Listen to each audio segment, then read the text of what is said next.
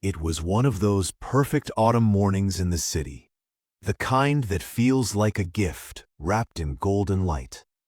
The air was crisp and cool, carrying the earthy scent of fallen leaves, and the sun sliced through the branches of the towering oaks and maples in Central Park, painting the lawns in shifting patterns of gold and green.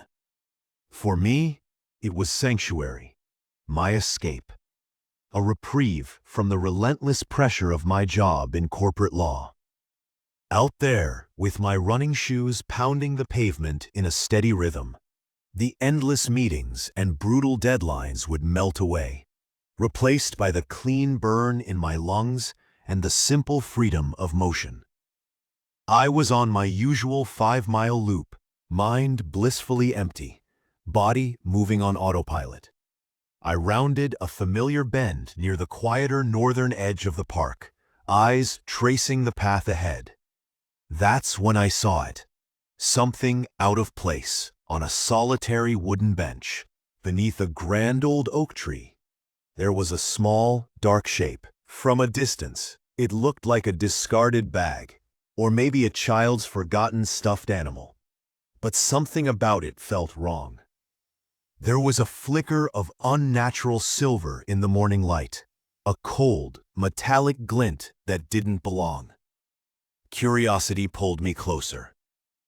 I slowed my pace from a run to a jog, then to a walk. My eyes fixed on the bench, and as I drew nearer, the image sharpened into a nightmare. It wasn't a bag. It wasn't a toy. It was a dog, a tiny Yorkshire Terrier. So small, he looked swallowed by the vastness of the park around him. But he wasn't just sitting there. He was encased in silver duct tape, wide, industrial-looking strips wrapped tightly around his little torso, pinning his front legs to his sides. Another crude band was wound around his muzzle, a cruel, silencing gag, and around his neck, a heavy, ridiculously oversized metal chain, padlocked to the armrest of the bench. He was trapped, mummified in silver and steel. I stopped dead in my tracks. My heart hammered against my ribs. My mind struggled to process what my eyes were seeing. It was grotesque, deliberate, evil. He was frozen, not from cold, but from terror. His eyes, huge, dark, and wide, held a fear so profound it felt like a physical blow. And taped to the back of the bench, just above his head, was a piece of white paper. In messy, thick black marker, a note was scrawled, "Take him. He doesn't deserve me." The arrogance of it, the sheer, monstrous audacity, sent a shockwave of white-hot rage through me. This wasn't abandonment born of desperation. This was blame. This was a coward casting out their victim and painting themselves as the wronged one. The world around me faded. The distant traffic, the birds, the laughter from a faraway playground, all gone. There was only me, this trembling soul, and the ghost of the monster who left him to die. My run was over. My mission had begun.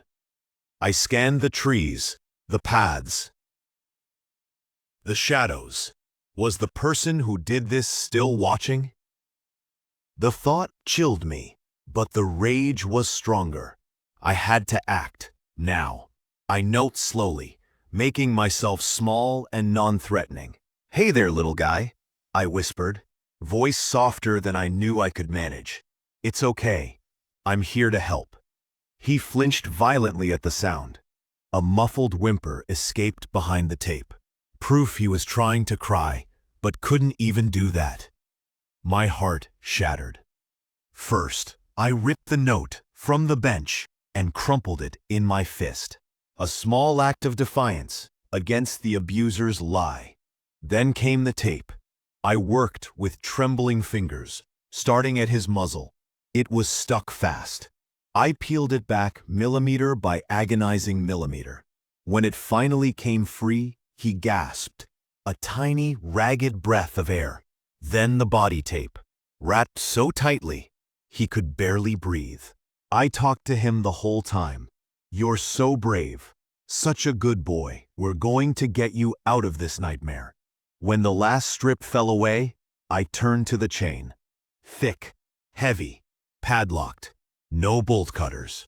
But the loop around the armrest was just big enough. With careful maneuvering, I lifted it over the end. He was free. I gathered his trembling body into my arms. He weighed almost nothing, just bones beneath matted fur. I held him close, kissed the top of his head, and whispered, "You're safe now, I promise." And that's when it started. The moment he was secure in my arms, he erupted. Not in aggression, but in a frantic, high-pitched torrent of barks. Relentless, piercing. A tiny, furious alarm echoing through the quiet park. My first instinct was trauma. He was terrified. "Shh, it's okay," I cooed, stroking his back. But the barking only intensified. People stared. A jogger gave me a wide berth. I didn't care. I just needed to get him home. The 10-block walk felt like 10 miles. He barked non-stop, a sound of pure distress. I tried everything. Soft words, humming, covering his eyes. Nothing worked. When I finally got my apartment door open and set him gently on the plush rug, that's when everything changed. The second his back paws touched the floor, his barking morphed into a scream. A high-pitched, agonized shriek of pure, unadulterated pain. He collapsed, one leg splayed at a sickening angle, wailing like his world was ending all over again. I froze. Blood turned to ice. The truth hit me like a sledgehammer. This wasn't just abandonment. This was torture. The monster hadn't just chained him. They had broken him first. The note's words echoed in my mind. "He doesn't deserve me." The lie of it made me sick. This dog hadn't failed his owner. His owner had failed him, in the most monstrous way imaginable. I scooped him back up. Instantly, the screaming stopped, replaced by whimpering, then the familiar frantic barks. And then I understood. He wasn't barking out of fear. He was screaming a warning. "Don't put me down. It hurts. Please don't make me stand." He'd been trying to tell me the whole time. My rage hardened into cold determination. I grabbed my phone, my wallet, and ran into the street, hailing a taxi. "Animal hospital, fast." The driver took one look at us and stepped on the gas.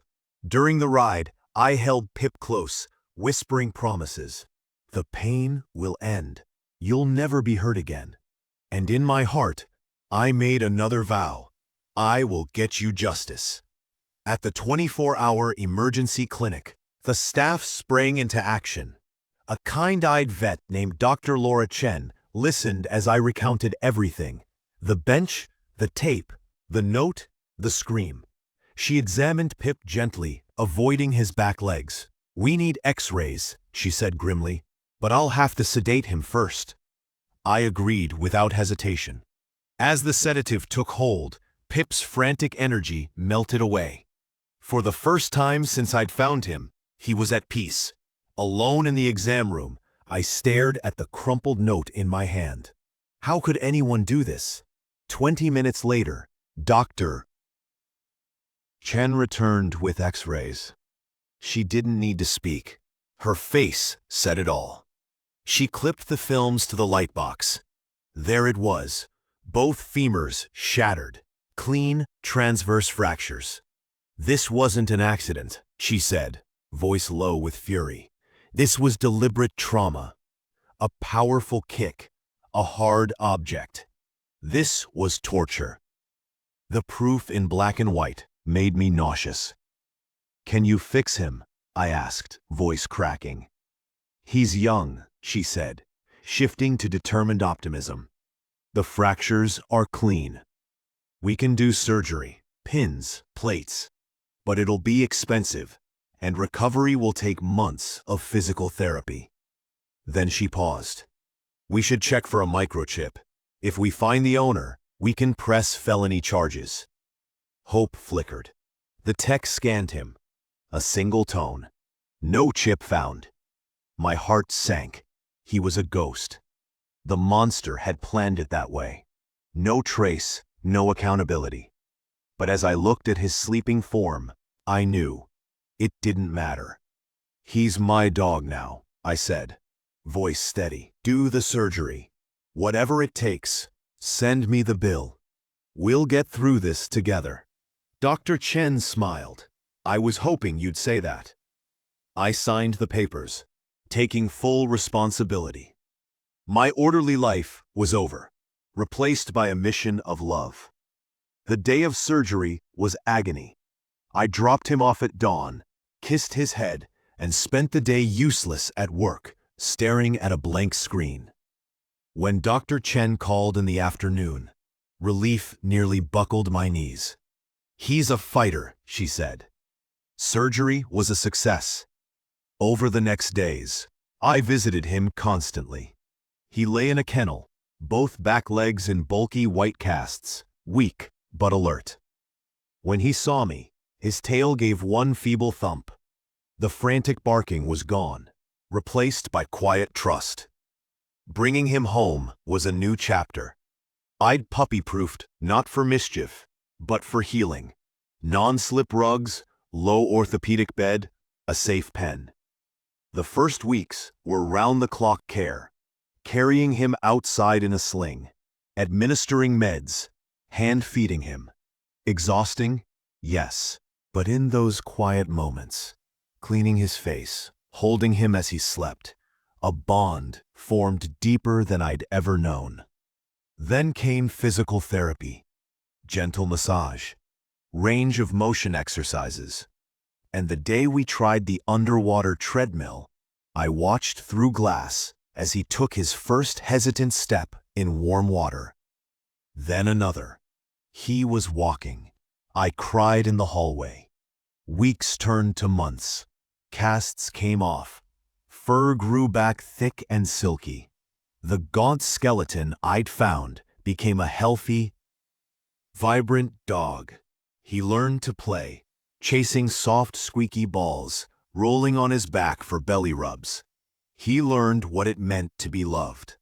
Loud noises still startled him, but he'd look to me for reassurance. One soft word, one gentle hand, and he was safe again. He wasn't the silent statue from the bench anymore. He was Pip, goofy, joyful, fiercely affectionate, and the world's best cuddler. He insisted on sleeping tucked under my arm every night. One evening, after a grueling day at the office, I came home exhausted. There he was, waiting by the door, tail wagging so hard his whole body wiggled. He jumped up, front paws on my leg, eyes full of adoration. I sat on the couch, and he hopped into my lap with a contented sigh. I kissed his head, the same spot I'd kissed that first day. The scar on his leg was faint now, almost invisible. He was whole. He was home. And in that moment, I understood the truth. The note had it backward. It wasn't that he didn't deserve his owner. It was that his owner had never deserved him. I saved his life that day in the park. But the truth is, he saved mine right back. He filled a void I didn't know I had. He taught me resilience. He showed me the power of unconditional love. He proved that even after the darkest hell, a heart can choose to love again. Today, Pip runs through the park, not as a victim, but as a survivor. A beacon of hope, a living reminder that cruelty doesn't have the final word. Love does. And sometimes, all it takes is one person to stop, to see, to act, and to say, "You're coming home."